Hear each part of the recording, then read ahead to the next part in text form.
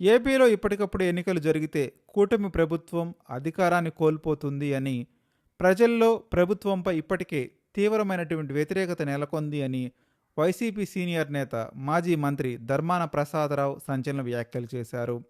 TDP కూటమి ప్రభుత్వం 2 ఏళ్ల పాలన పూర్తి చేసుకున్నప్పటికీ ఇంకా 3 ఏళ్ల పదవీకాలం ఉన్నా ప్రజలకు పాలనపై పూర్తి అవగాహన వచ్చిందని, మరో ఏడాది గడిస్తే వ్యతిరేకత మరింత పెరుగుతుందని ఆయన చెప్పారు.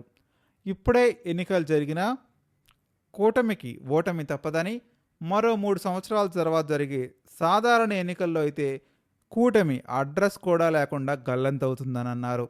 ఈ పరిస్థితికి కారణం ప్రభుత్వమే తీసుకుంటున్న ప్రజా వ్యతిరేక నిర్ణయాలేనని ఆయన విమర్శించడం జరిగింది.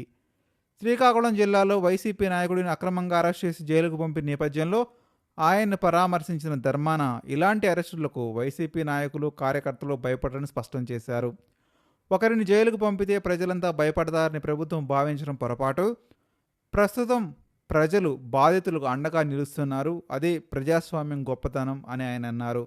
రాజ్యాంగం, చట్టాల ప్రకారం పాలన కొనసాగించాలి, కానీ ఇష్టారాజ్యంగా వ్యవహరిస్తే రేపు వచ్చే ప్రభుత్వాలు కూడా అదే విధానాన్ని అనుసరించే ప్రమాదం ఉందని గుర్తు చేశారు.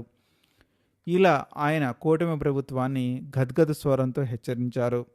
అలాగే చట్టాలకు విరుద్ధంగా వ్యవహరిస్తూ ఒక రాజకీయ పార్టీకి అనుకూలంగా పనిచేస్తున్న అధికారుల వివరాలను మండల, జిల్లా, జోన్, రాష్ట్ర స్థాయిలో వైసీపీ నమోదు చేస్తుందని, భవిష్యత్తులో ఏర్పడే ప్రభుత్వంలో చట్టపరమైన చర్యల కోసం వాటిని వినియోగిస్తామని ధర్మాన ప్రసాదరావు స్పష్టం చేయడం విశేషం.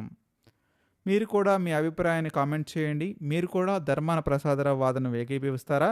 మళ్ళీ నెక్స్ట్ ఎలక్షన్స్లో వైసీపీ పార్టీ గెలిచి టీడీపీ పార్టీని ఆడుకోబోతుందా? మర్చిపోకుండా కామెంట్ చేయడానికి ప్రయత్నించండి.